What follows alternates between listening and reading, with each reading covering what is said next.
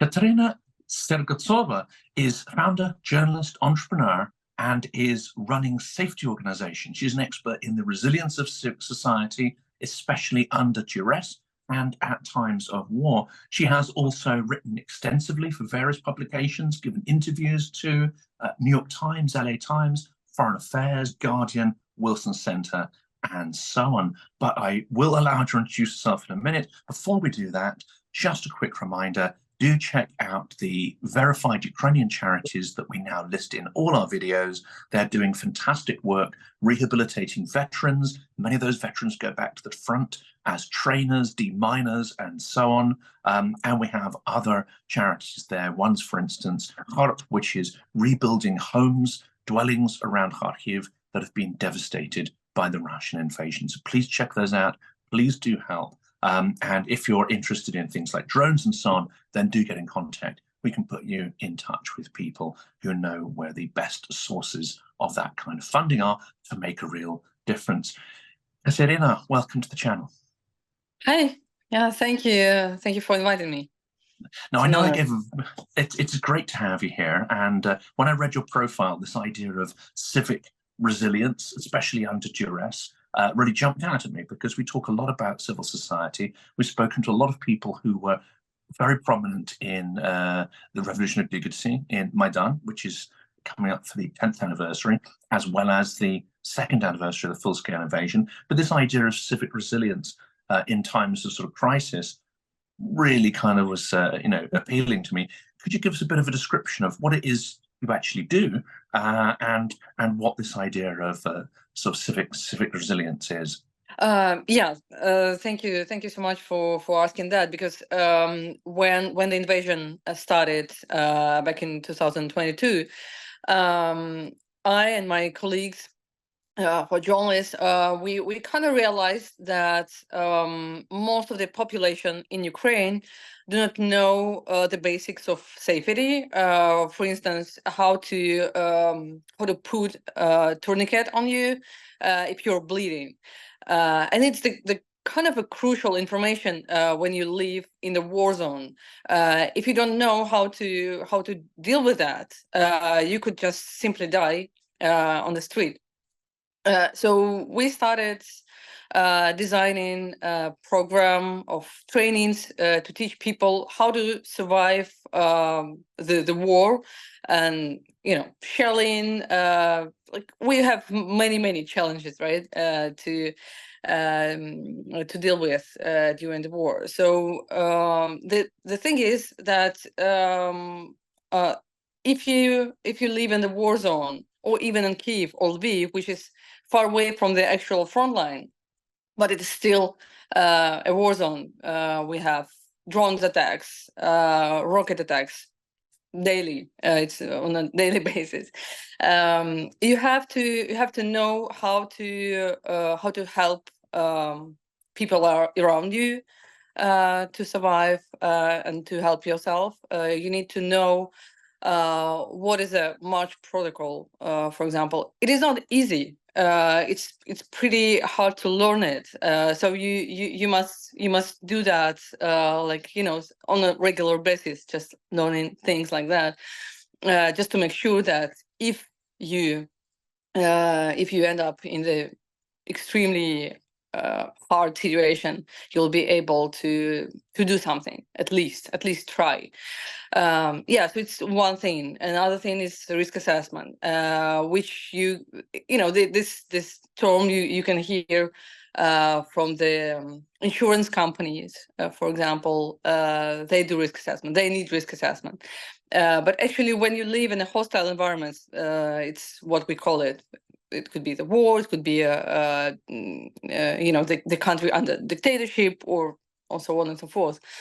Risk assessment is a basic thing that you need to know, because it's your life. You need to know what could happen next, how you can mitigate these risks, right? How you can overcome some challenges. And if every, I would not say everyone in the country, but at least, every fifth citizen in the country, in a hostile environment, knows these basics and can mitigate the risks and can assess the risk around him, it makes the whole society much more resilient because people have this common knowledge on the basics of safety. Does it make sense? It makes absolute sense. And I wonder as well that a key part that goes underreported is trust, of course, trust between people, because part of the resilience, part of the, I dare say, sort of optimism, you have to be able to believe that the people around you have collective interests at heart, not just their own interests or their interests of their individual family. There's got to be a concept of society, and there has to be a high degree of trust between individuals. That, of course, is difficult in wartime, but at the same time, there's also that existential pressure for people to trust each other more. And this is the fundamental. Now, I said we weren't going to talk too much about Russia, but one of the fundamental problems in any kind of resistance or resilience, I think, in Russia is the extremely low level of societal trust.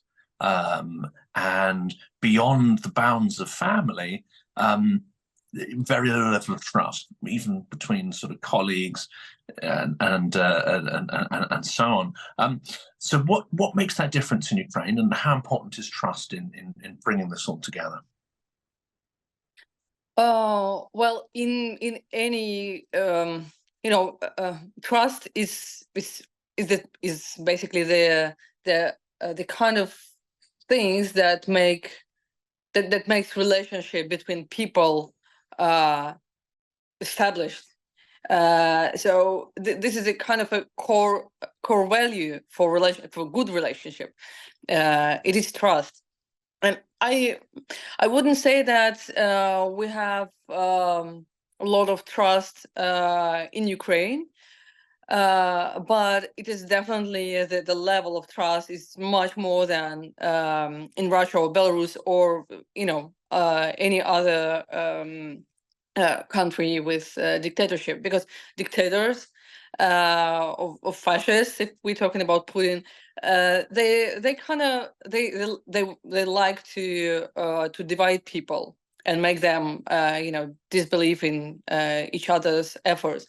And I've been living in Russia for many years when I was young, and I remember very well that people could not do anything voluntarily or something, that like we know very well in the West and in America and in Great Britain, when people do things together for a great cause, for climate change, I don't know, for equality, for LGBT community, many different things we can do together to make the world a better place.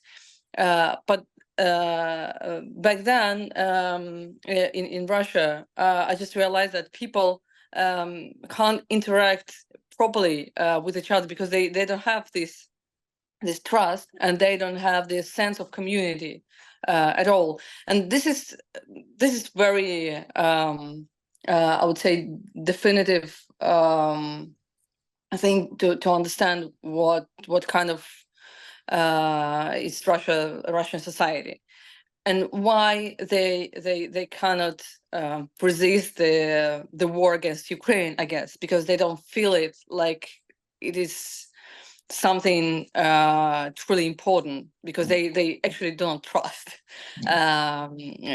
anyone except propaganda, maybe. Well, this is a fascinating story. I read this a couple of weeks ago, and that was a sort of, I call it a manifestation of civic society, but it's not great. But you had individuals in Russia who were trying to, I would say, copy or reproduce what we see in Ukraine, which was crowdfunding for equipment, drones, etc. Now, we know in Ukraine that has huge support both within and outside of the country. There are people who are in the diaspora who are very active there. But what happened in Russia is that those organizations were viewed with suspicion by the authorities, and rather than encouraging and supporting, they actually obviously tried to penetrate those organizations, even shut them down, despite the fact that it was, patriotic Russians trying to support their war effort. I mean, that is entirely misguided, we know, but I see that as a sort of manifestation of a kind of, action. And action and politicization is interesting in the Russian concept because it is, it has been destroyed and purposefully destroyed to such an extent. So that behavior of the state that you just mentioned there, I think, is crucial. How does that relate back to yours? I mean, is your organization state-funded? Is it, like many initiatives, a sort of private initiative, privately funded? And does their level of trust and engagement differ if they're dealing with a state-run organization versus one of the many, many sort of private initiatives? Yeah. Well, if talking about the trust in government initiatives, it really depends. It depends on the certain ministry of the certain direction of these initiatives, like what kind of initiative is that, and sometimes it can be kind of a joint efforts between government, some business, and civil society organizations. And this is something that really that I really like, because it means that people can cooperate for the good cause, and they trust the idea that unites them, and not the certain politicians or governors. And this is really a good thing about Ukraine, I would say. And going back to your question about our foundation, it is not state funded. We established our 24/2 foundation just in the first days of the invasion, and we collected donations from across the globe. Basically, so many people supported us, and it gave us also, this push to develop more sustainable programs, because we started from delivering bulletproof vests and helmets to journalists, because that was the first response on the invasion. Thousands of journalists became war correspondents, and they didn't know what to do and how to protect themselves. And then we started creating the safety programs and trainings and so on and so forth. And now we have established so many different training programs, and continue doing that with support of donors, our donations. We still have many donations, but not so many as in the beginning, which is understandable. And I can say that if the government would like to support some of the development of the foundation, I would be happy, because this is something that we really want to implement, the safety culture, to integrate it on a different levels everywhere, because it's the basics. People must learn it. Like people learn first aid response in the schools in Israel or in Korea or other countries that are, in the war for ages. And unfortunately, Ukraine, in this kind of situations, the world will not end tomorrow, will not end in 1 year. And now we have the worst situation on the front lines. So this is what people really need now. And basically they needed it 10 years ago, when Russia just started the invasion from Crimea and Donbass. And that was going to be my next question, actually, was about this. I mean, a lot of people still in the press and in their minds are thinking of this as the second anniversary, which of course it is, of the full-scale war. And of course, a lot more Ukrainians have been involved in experiencing war at first hand and the terror and demands of that. But of course, this war has been going on for 10 full years. Over that period, how do you see the resilience of Ukraine changing, not just the civic resilience, but as you say, also the organizations that are designed to support the army, training, awareness of what to do in a variety of situations. How's it evolved and developed? Before the annexation of Crimea, before 2014, there were lots of different kinds of civil society organizations, thousands of them, basically. They were mainly focused on reforms, on tackling corruption, on some political diversity, LGBTQ rights and equality, so many important things. And I guess this was the really good base for the further developments when the invasion started. And basically the Maidan or Revolution of Dignity, it was based on these organizations that united for the in order to resist to some pro-Russian developments, or I would say, we were about to become, Russian colony, like full scale. So yeah, we had many lessons learned even before 2014, and then of course we got new challenges and new lessons because we didn't pay attention on our army. So that was a really big question, like how to do that, how to reform the army, how to make it stronger than Russian army, which is one of the biggest army in the world and one of the strongest, and nuclear power, and you can just count so many different challenges that can and then just people started doing that. There became many volunteer organizations that started feeding the army, actually feeding them, sending the food to the front lines, because there was lack of normal food in the Ukrainian army back then. And then, we made a really good development from these organizations. So when the invasion started, I think Ukraine was prepared even better than one could imagine.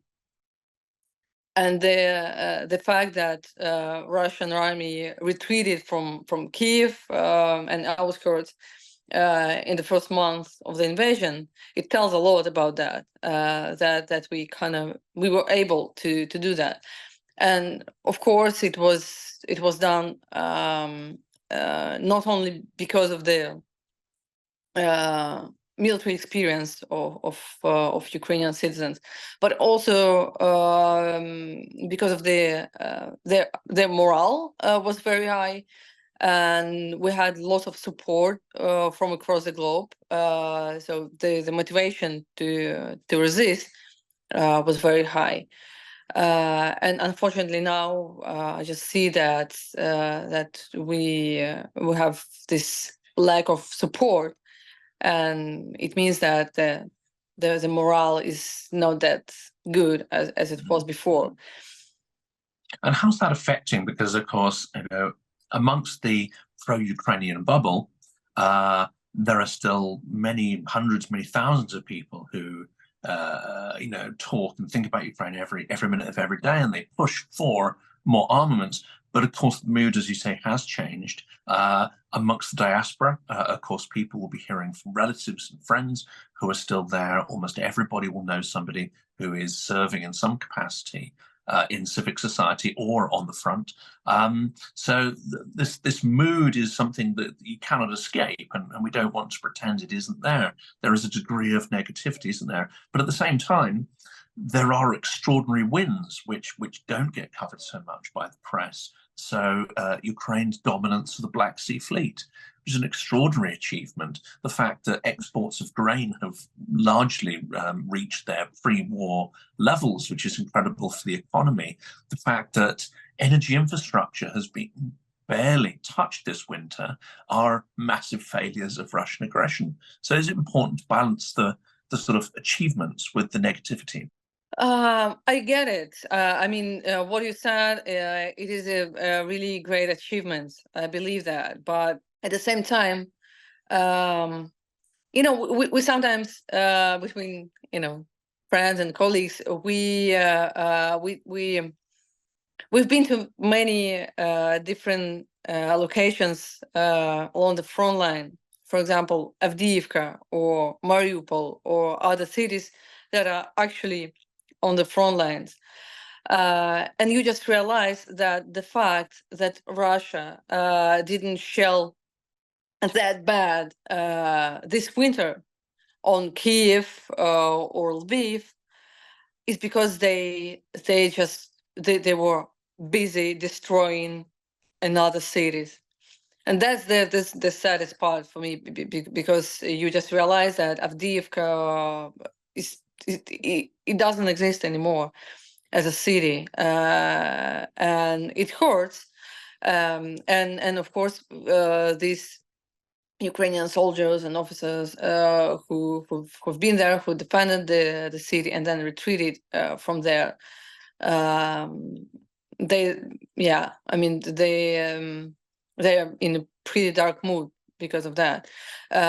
So this, you know, I think what we have now is some really good development in the country and the sea, you know. Even something in economy. So we have these small achievements, but overall we have really hard situation that can. I mean, Russia will not stop there, right? They now in a really good mood, right? Because they have the achievements in the east of Ukraine, so they would go further. And they, I mean, pretty sure they know that we are lack of ammunition and weapon, and we don't, you know, we don't know what will happen in the next few months. So of course people discuss that. It's, you know, it's kind of a everyday talking, like what will happen next. Okay, today we I don't know,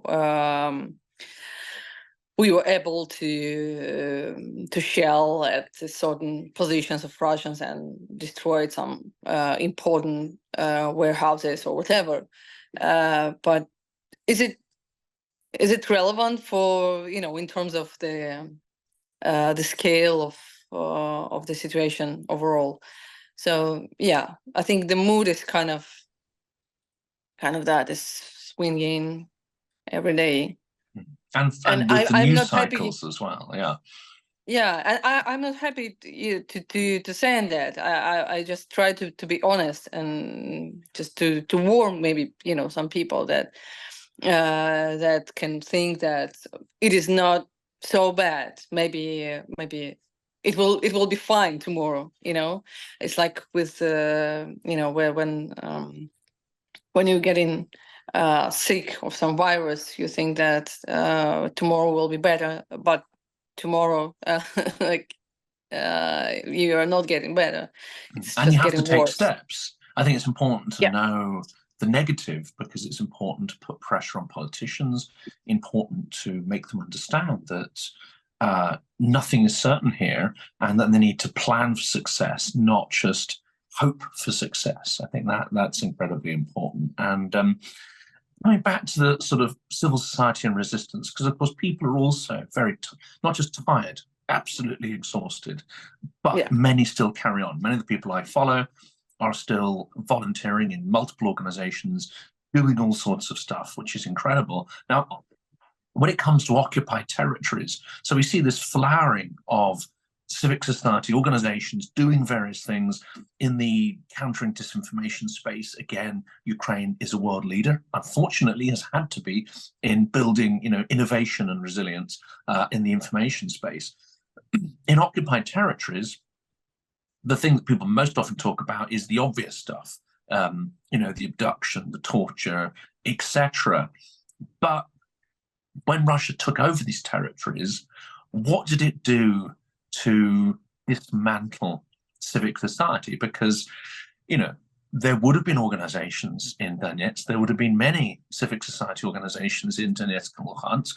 How did Russia sort of dismantle and then discourage the kind of active citizenry that, say, led to Maidan and led to this, creation of this extraordinary thing called, Ukrainian civic society? Oh, well, they torture people. That's the answer. They torture people. They go after them to the apartment, to the place where they hide, and they just get them, and they put them in prisons or in some secret places, and they torture them. And other people, active citizens, they see that, and they just flee their hometown. That's kind of everyone understand that when Russia come to your house, you must run, because they will kill you or torture you or imprison you. It's only 3 options, which is kind of the same. And do they specifically, do we know whether they specifically create lists of people who are active in local administration, government, army, civic society especially?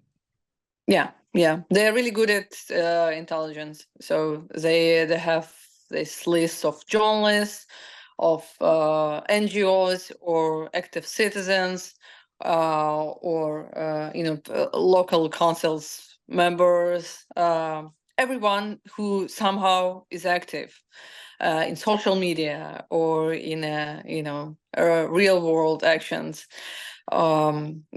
They know everything about us, or almost everything. So that's why we in our organization we often kind of talk about these risks. What if Russia will come to territory of your town or your region? What you would do? How you would prevent the risks of imprisonment, or this is kind of also the almost daily talks of active citizens in Ukraine. Not pleasant topic, actually. It's terrifying, of course it is, and we've seen writers, musicians, and so on who were killed, of course, under Russian occupation. So it extends to culture, I assume, as well, and people who are active in that. Let's turn to.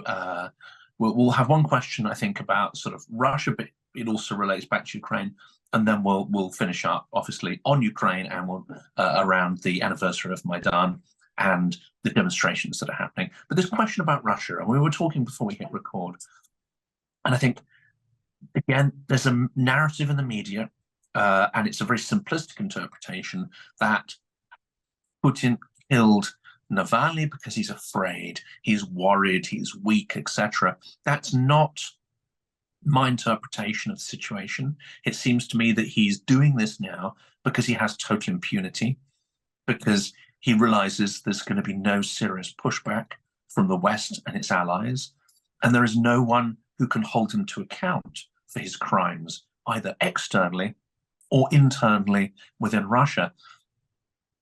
From your perspective, isn't that an incredibly dangerous situation? Because you talked about the mood amongst propagandists in the Kremlin being more positive now. When the Kremlin is positive, that almost always translates into violence, and often into things that we're very bad at predicting, like, for instance, the trouble in the Middle East. It translates into events that change the narrative and very much threaten and challenge the international rules-based order, or challenge Ukraine, etc. So what's your view here about the sort of the dangerous point in the situation where we are, and the danger of underestimating Putin and what he's capable of? I don't think that the world underestimates Putin. I think they are too afraid of him, basically, because I remember very well when the U.S. President Barack Obama said just after the annexation of Crimea that we will not fight a war against Russia. This is not our intention, and he said so because he actually was afraid of him and of the war with Russia, which of course can.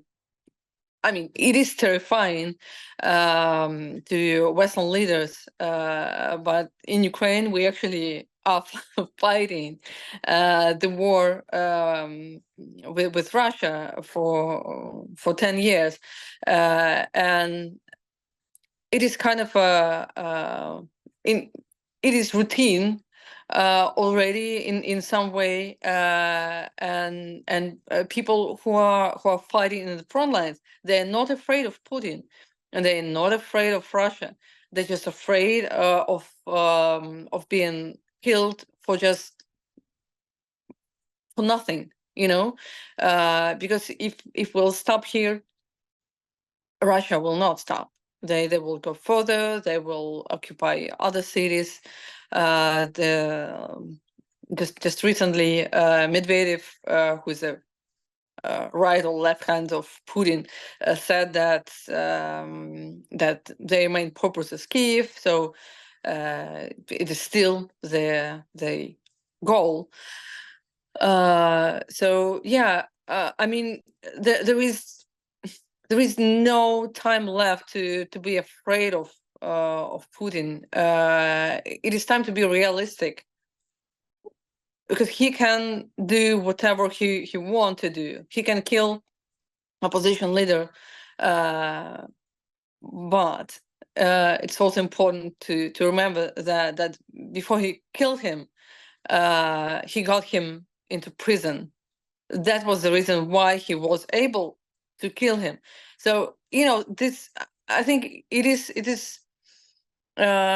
good if we can just look at the situation not from the view of some from ideological concept, but to look into that as a certain steps, is a kind of a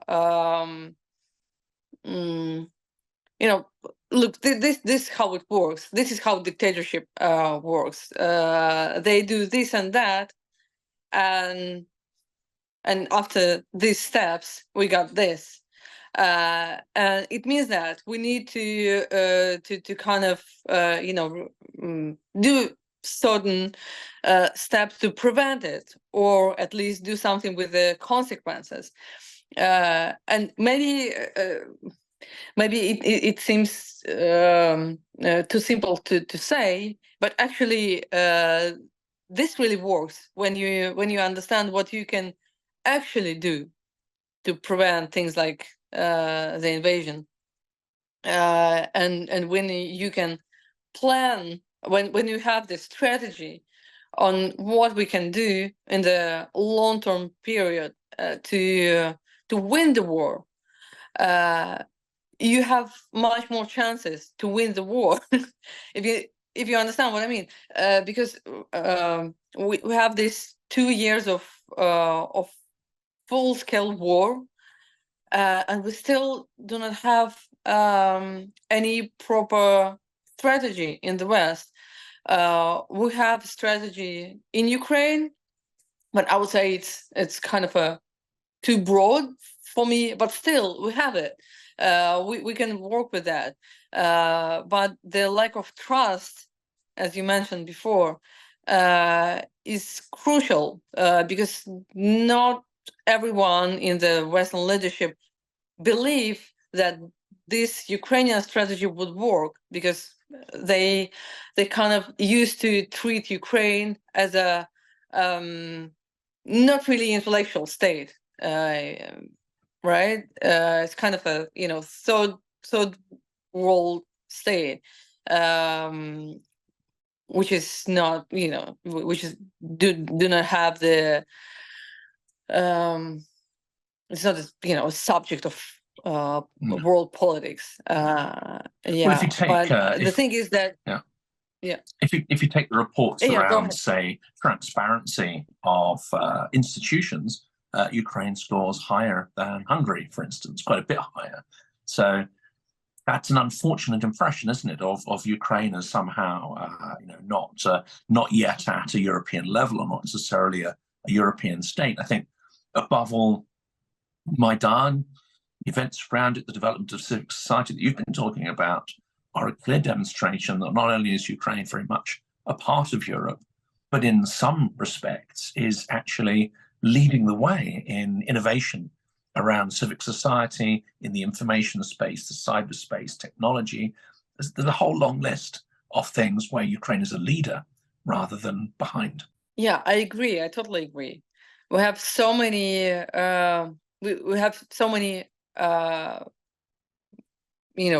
People with bright ideas, and you can see them all over the world.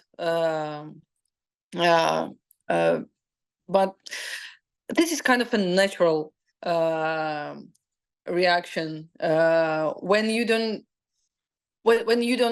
have a connection to the group of other people. You never been to Ukraine, you never spoke with Ukrainians, you never, you didn't have any connections. Then you don't have a trust, you don't have a reason to believe what these people say. And the state propaganda in Russia, in other countries, in China, for example, it has this influence on these people who don't have these connections, because they don't trust, and they don't have a reason, and they have this propaganda that teach them that Ukrainians are fascists or whatever. The last question really relates to, I think, the cause of the full-scale war, and of course what's coming up over the weekend. Many demonstrations around the world. There'll be a huge one in London in support of Ukraine, but we're coming up to the terrible second anniversary of the war. We're also in the 10th anniversary of Maidan. Of course, the Russian narratives are that this was NATO's fault, etc., etc., etc. We already know those narratives inside out. But actually, in his recent appalling interview, I mean, not so much an interview, more of a monologue with Tucker Carlson, Putin, I think, gave away a truth, and he said that it was Maidan. It was 2013 that really was the cause of the war. It's the trigger. 2014. It's 2013 and then 2014. It's really the reason Russia went to war, which is to try to crush the extraordinary manifestation of sort of freedom and civilian power to push back autocracy. Do you think that's accurate? And should we be celebrating Maidan, perhaps rather loudly in the West, because this is very much something that we could perhaps learn from? No, absolutely. Maidan was a trigger for Putin, and no doubt it was. But actually, if you read interviews of Putin or books about the previous years of him, so you would see that the first trigger for him was the Maidan in 2004. It is the year when he wanted Viktor Yanukovych to win the presidential elections, and that was the main competition between Russia and the West in the Ukrainian politics. and Yanukovych basically won the elections, but with many violations. So people went to the streets and made a Maidan, and basically the Western concept won at that moment. So that was a starting point for Putin and Kremlin. Overall, they started working on the technologies to take over Ukraine. And of course, it doesn't mean that that society shouldn't have done this, right? Because I don't know if you or your audience have ever been to Ukraine or Kiev or Maidan in 2013 and 14, but that was incredible space. That was incredible event. When you've been there at the Maidan square, you just felt like you are in the heart of history that is just it's creating right now, and people were so they were so friendly, so so thoughtful, and they had so many great ideas, and they share it with each other. And this was on just a small square in the center of the city, and you would never wish to trade it for something else, never. So we don't have any thoughts of just it would be better to Maidan not happen. No. I think most of the Ukrainians who've been there, they realize that this is something we are fighting for. This is freedom itself. That's why we still have this courage to fight, even though it's really, really hard. That's an incredibly important place to end, I think. Unfortunately, I didn't go to Maidan. In hindsight, it would have been extraordinary to be there. I don't think the significance of it was clearly articulated in the media at the time.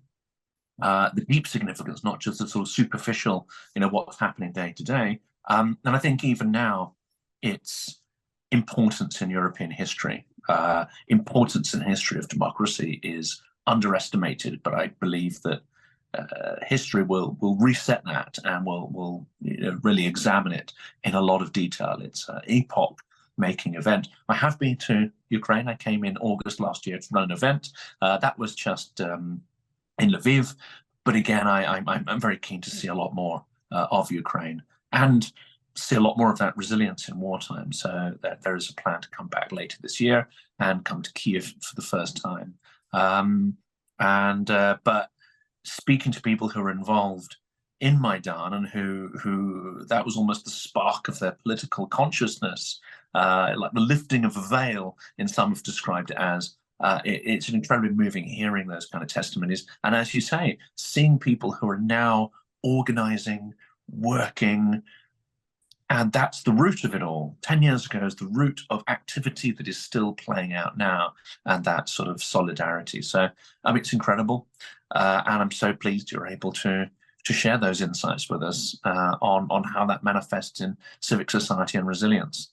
I think it's so important for people to be in the place of the events, and I find this really great privilege of being journalist, because you're always kind of in the place where some extraordinary events happen. But I think it's also important for everyone to see what is actually happening.